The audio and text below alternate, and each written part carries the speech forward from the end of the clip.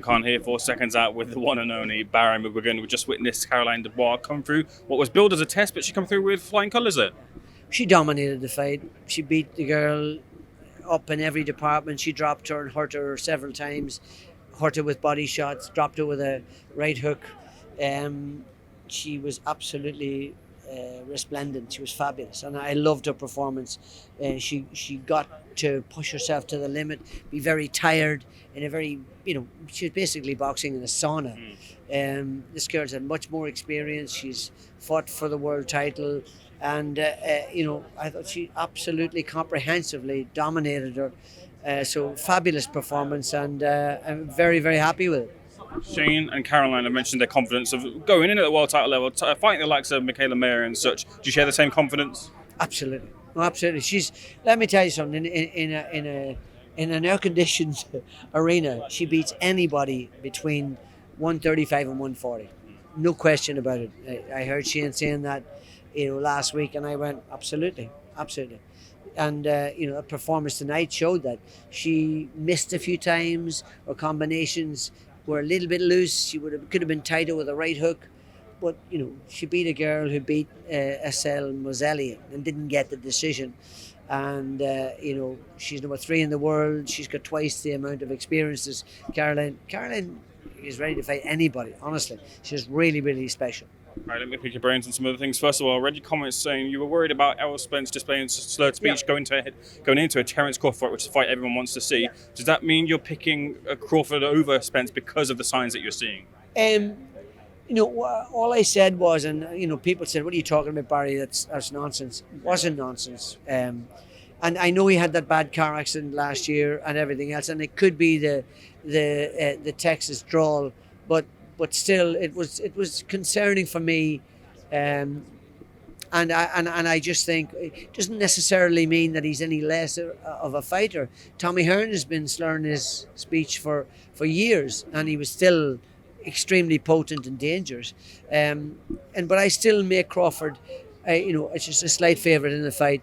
It also depends on the preparation, and that could change my opinion. But it's fairly evenly balanced. But Crawford is a precision puncher. He doesn't miss the target. He's got a good chin. He's quick. He's got that speed that comes up from lightweight, like welterweight, and gone up to welterweight. So he's a very special talent. And Spence is very, very good. Don't get me wrong. And the way he dismantled Kell Brook was spectacular. But I just think Crawford is a little edge above him at this stage. But we'll see how they go in preparation. But at this stage, I have Crawford as slight favourite. I can't understand why in this day and age, Tyson Fury, the world heavyweight champion, is struggling to find an opponent. Yeah. Honestly, I really am, and I don't want to talk about this. It's just nonsense. If Fury wanted to fight, he'd fight. I mean, he's asking for millions and just being difficult. So obviously he didn't want to fight. It's silly. He should get in there and get an opponent and get on with it. I know the Saudis have said that they've got him and Andy Ruiz, and they've got Joshua and the big banger. What's his name? Tall, rangy guy. What's his name? Wilder. Wilder. Got Wilder as well. But so who knows? It changes every day. But it's boring talking about. Pick your brains on Joshua versus Dylan Whyte. They're going to meet again for the third time if you count the amateurs. How close is the gap between the two, considering their experiences in the ring? I just think after the way Fury dismantled and took Dylan Whyte out, why would he get another chance to fight Joshua? I think it's a waste of time, and I don't know that the public, they may be interested because it's a heavyweight fight and because Joshua is such a great character, a big character, but it's just going through the same motion again.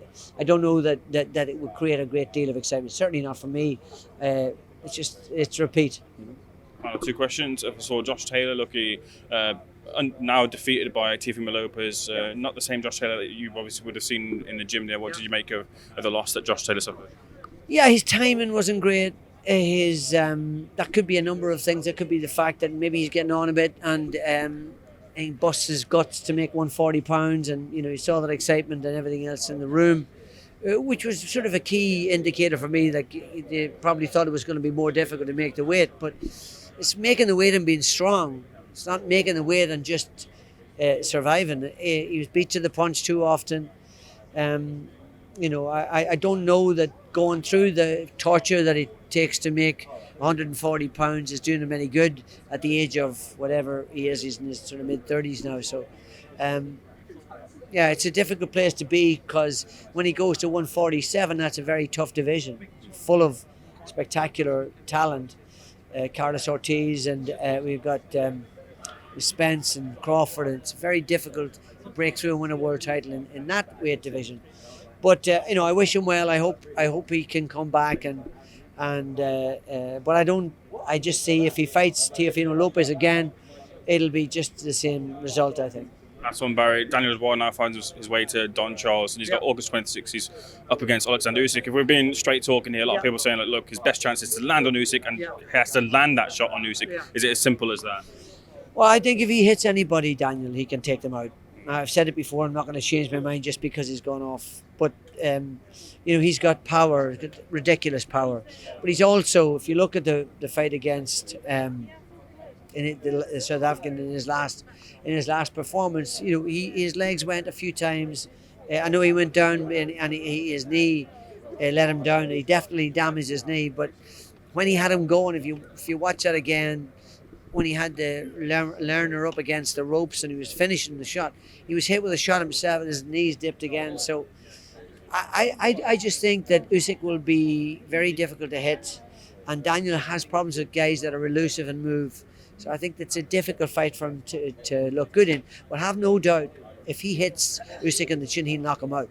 No question about it. He hits anybody in the chin, he can knock him out. And that's, of course, what they'll be working on. So they'll be aggressive and try and just punch with Usyk. As soon as he punches, punch with him, because that's the best chance of hitting him. But honestly, Dubois got a phenomenal power. So if he can hit him on the chin, he can knock him out. But I think that's highly unlikely. Really appreciate your time, Barry. Thank you so much, sir. Thank you.